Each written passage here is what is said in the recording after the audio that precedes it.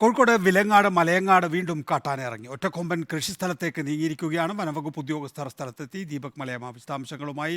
ദീപക്, എന്തൊക്കെയാണ് കൂട്ടിച്ചേർക്കാനുള്ളത്?